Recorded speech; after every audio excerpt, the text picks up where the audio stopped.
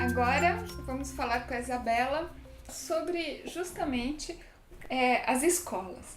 Você lembra de ter visto na escola, nas aulas de redação, temas de literatura, criação de poemas, contos?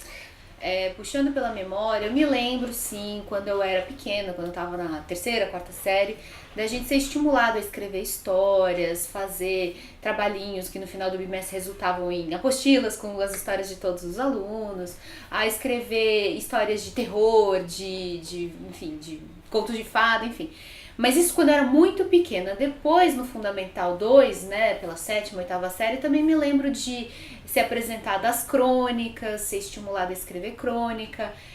Poesia também, eu me lembro, acho que na oitava série, que a gente teve lá um semestre que a gente trabalhou poesia, a gente teve que fazer também a nossa própria poesia. Só que quando chegou no ensino médio, tudo morreu. Que foi quando a gente ganhou essa disciplina chamada redação, né, na grade. Parecia que a única redação que importava eram as dissertações, aquele formato dissertativo que serve para fazer a redação do vestibular. Eu, pessoalmente, tive muito trauma no ensino médio. Que eu estudava numa escola razoavelmente moderninha, cheia de atividades criativas.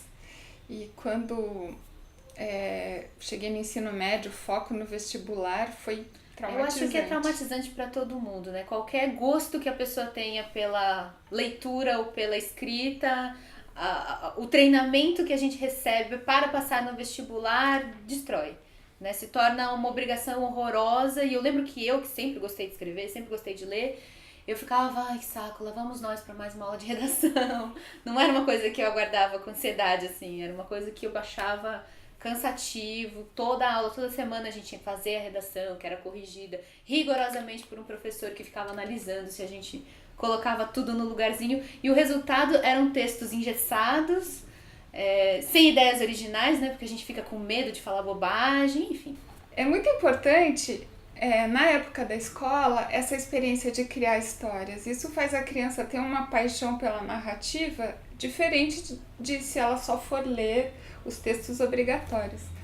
Para quem é professora e se interessar pelo tema, eu descobri esse livro antigo, é uma série Escrever e Criar, que é da escritora Ruth Rocha e da Ana Flora, educadora.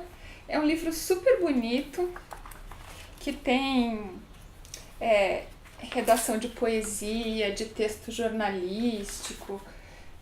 Tem uma série, né, para vários anos, e o livro já está fora de catálogo, mas na estante virtual, os lugares de livros usados, eu recomendo esse livro, super legal.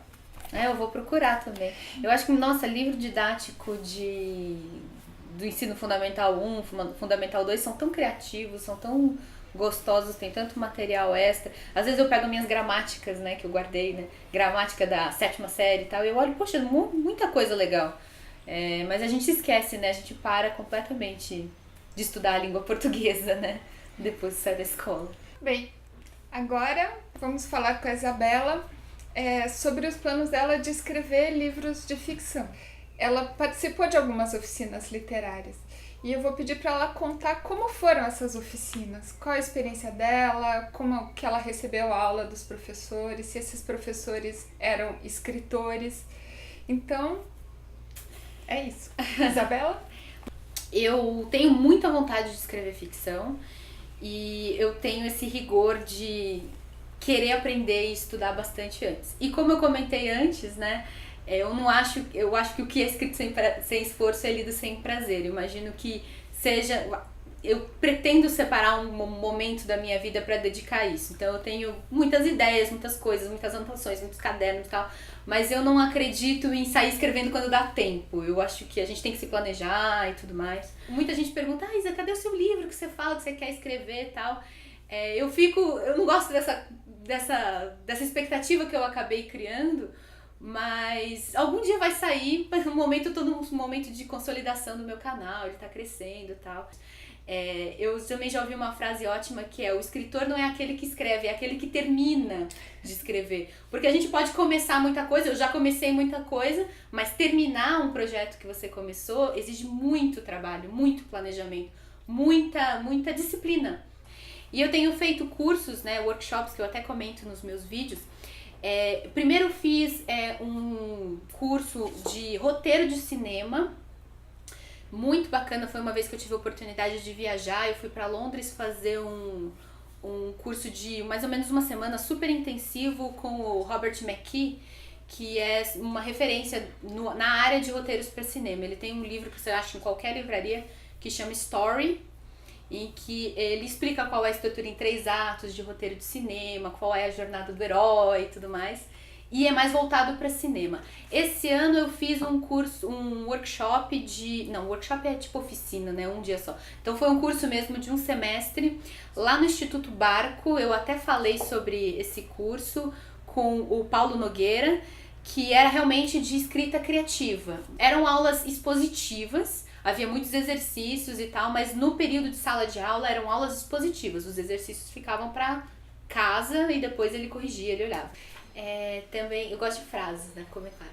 Também tem uma frase que diz que o escritor não é aquele que escreve, é aquele que é lido.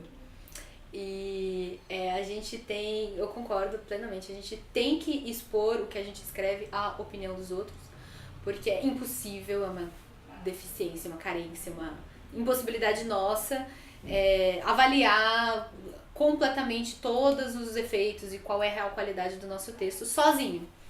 Então, nesse curso que eu fiz, realmente a gente tinha exercícios e a gente mandava para ele. Ele criou um grupo no WhatsApp, o Paulo, criou um grupo no Facebook, fechado só para os alunos, porque a ideia era pegar os exercícios que a gente mandasse, publicar lá com os comentários, para que a gente aprendesse com os outros. E não havia ninguém que não tivesse comentários, correções. E é um exercício mesmo de rejeição, né? Tem gente que não tem coragem de mostrar para os outros o que escreve, porque a gente tá se expondo. É terrível essa sensação de expor o que a gente faz com tanto esforço, com tanto carinho. Às vezes tem tanto da gente ali, é muito difícil submeter a opinião fria, impessoal e cruel dos outros, né? Mas é isso que é necessário, senão escreve diário.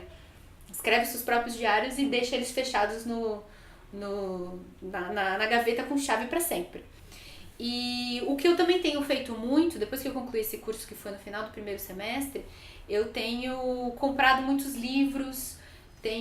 Esse professor passou uma lista de livros legais que a gente pode acompanhar, então estou comprando livros de criação literária. De criação literária, né? Que eu não tinha essa referência de autores, né? Então ele passou uma série de livros, alguns dá para comprar em e-book, alguns eu comprei mesmo livro. Eu já tinha, de livro mesmo, eu só tinha aquele Story do McKee, mas é mais focado para cinema. Então eu comecei agora a ler esse material de ficção literária. Uhum. E é muito bom, é muito bom. E quanto a essa exposição, né, da opinião dos outros, existem hoje ferramentas online, né? Eu conheci um escritor, o Felipe Salli, que escrevia e colocava no Wattpad, que é uma rede social, né, de escritores, e as pessoas liam e faziam comentários. Ele me contou que isso foi muito importante para ele, escrever os seus primeiros livros. Agora ele está publicando livros, mas isso foi muito importante. Ele ia jogando os capítulos lá e sentindo a recepção, e aí ele via onde ele estava errando, onde ele estava acertando. A gente tem talvez hoje uma sensação errada, né, de que o romancista é aquela pessoa que fica reclusa, escrevendo, burilando, e depois de uns anos sai aquela obra perfeita. Mas boa parte dos romancistas que a gente admira hoje do século XIX, eles escreviam para jornais, e nem precisa ir tão longe. Carlos Drummond de Andrade, por exemplo, parece que a poesia dele ficou mais conhecida quando ele começou a fazer sucesso como cronista de jornal. Eu acho que o artista, não só o escritor, mas qualquer forma de artista, um ator, um músico, um cronista, ele é um cara que observa a realidade, ele bebe do mundo, da realidade, ele observa, ele não é observado, né? Então ele tem que estar na rua, ele tem que estar convivendo, conhecendo as pessoas, lendo muito. Então, acho que o fazer jornalístico é muito rico, porque a gente conhece todo tipo de gente. Isso é muito fascinante do jornalismo. Isso. Muitos começaram assim, fazendo... Nelson Rodrigues. Exato. Fazendo delegacia, e muitos tiravam inspiração para crônicas, para contos, para teatro, dessa vivência jornalística, né? E tantos outros autores, né, que vieram dessa vivência do jornal. E apesar de os jornais estarem morrendo como veículo de papel, a rede social, o Facebook, o próprio WhatsApp, as pessoas compartilham textos, né? Então você vê, eu percebo que a crônica hoje está no Facebook. Então alguns cronistas que eu adoro, por exemplo, o Antônio Prata, eu leio os textos dele porque aparece na minha timeline que alguém compartilhou, e eu, saiu a coluna nova do Prata, e eu vou lá no site ver.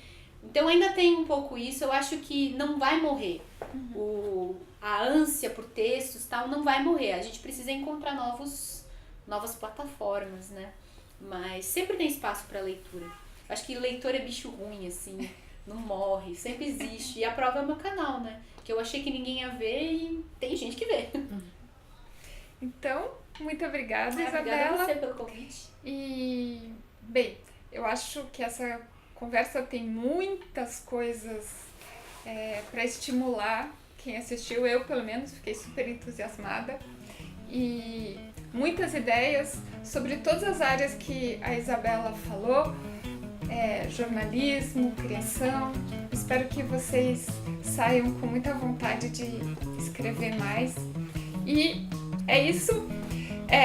Se você gostou, deixe seus comentários, sugira temas, outras entrevistas e escreva, mande seu texto pra gente, porque conforme os textos chegam, eu sempre escolho algum para comentar e fazer um vídeo com sugestões e dicas aqui no canal. Um abraço, bom trabalho!